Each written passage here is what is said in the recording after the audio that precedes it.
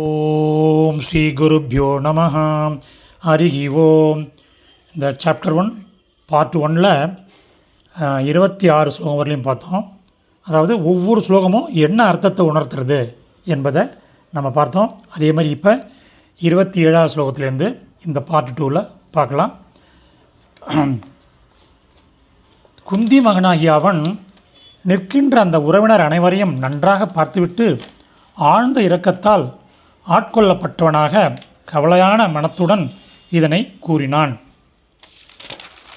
ஸ்லோகம் number 28 and 29. Krishna போரிடுவதற்காக கூடி நின்ற இந்த உறவினரை பார்த்து எனது அங்கங்கள் சோர்வடைகின்றன, வாயும் உலர்ந்து போகின்றது, எனது உடம்பில் நடுக்கமும் மயிர்கூச்சமும் உண்டாகிறது. ஸ்லோகம் நம்பர் 30. கேசவா, கையிலிருந்து வில் நழுவுகிறது, உடம்பும் எரிகிறது, நிற்கவும் முடியவில்லை, எனது மனமும் குழம்புவது போல் விபரீதமான சகுனங்களையும் காண்கிறேன். ஸ்லோகம் 31. கிருஷ்ணா, போரில் உறவினரை கொல்வதில் எந்த நன்மையும் நான் காணவில்லை, வெற்றியையும் அரசையும் சுகத்தையும் நான் விரும்பவில்லை. ஸ்லோகம் நம்பர் 32, 33, 34.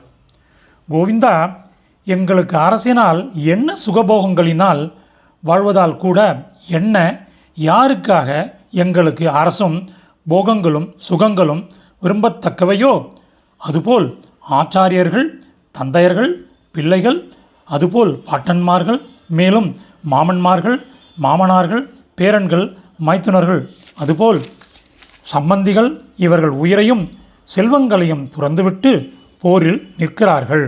ஸ்லோகம் நம்பர் 35. கிருஷ்ணா, நான் கொல்லப்பட்டாலும் 3 உலகங்களையும் கூட பெறுவதற்காகவும் அரசுக்காகவும் இவர்களை கொல்வதற்கு நான் விரும்ப மாட்டேன். எதற்கு அவர்களை நான் கொல்ல வேண்டும்?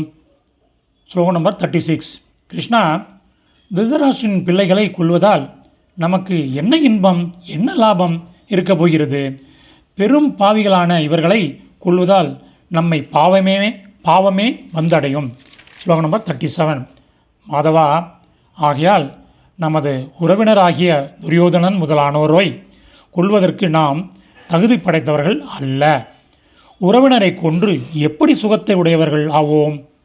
38, 39. கிருஷ்ணா, பேராசையால் விவேகம் இழந்த மனத்தினராகிய இவர்கள் குலநாசத்தால் உண்டாகின்ற தீங்கையும் நண்பர்களை வஞ்சிப்பதால் விளைகின்ற பாதகத்தையும் தெரிந்து கொள்ளாமல் போனாலும் குலநாசத்தால் உண்டாகின்ற தீங்கை தெளிவாக அறிந்திருக்கின்ற நம்மால் இந்த பாவத்திலிருந்து காப்பாற்றிக்கொள்ள ஏன் தெரிந்து கொள்ளக்கூடாது?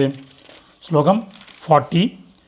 குலம் நாசம் அடையும் போது காலங்காலமாக இருந்து வருகின்ற குலதர்மங்கள் அழிகின்றன. தர்மம் குன்றுவதால் குலத்தையும் குலம் முழுவதையும் அதர்மம் சூழ்கிறது. ஸ்லோகம் 41. விஷ்ணி குலத்தில் உதித்தவனாகிய கிருஷ்ணா, அதர்மம் அதிகரிப்பதால் குல மகளிர் கற்பை இழப்பார்கள். பெண்கள் கற்பை இழப்பதால் ஜாதி கலப்பு உண்டாகிறது. 42. ஜாதி கலப்பினால் குலத்தை அழித்தவர்களுக்கும் குலத்தினருக்கும் நரகமே கிடைக்கிறது.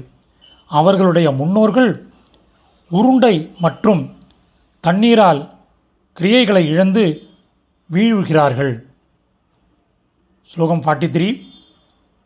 குலத்தை அழித்தவர்களின் ஜாதி கலப்பிற்கு காரணமாகின்ற இந்த தீமைகளால் காலங்காலமாக இருந்து வருகின்ற ஜாதி தர்மங்களும் குல தர்மங்களும் அழிக்கப்படுகின்றன. 44.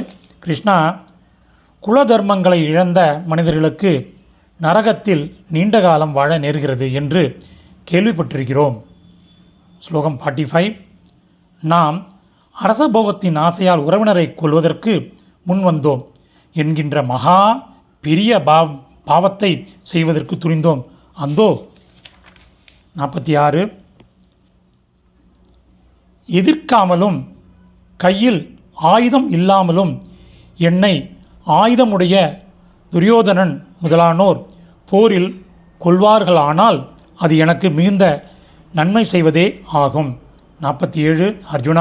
அர்ஜுனன் இவ்வாறு சொல்லிவிட்டு அம்போடு கூடிய வில்லை எரிந்துவிட்டு துக்கத்தில் துடிக்கின்ற மனத்துடன் போரில் தேர்தட்டில் உட்கார்ந்தான்.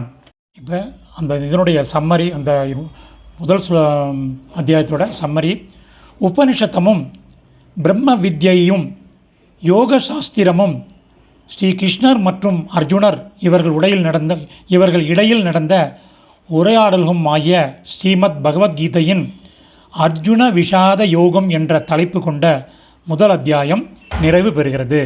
தன்யவாதக.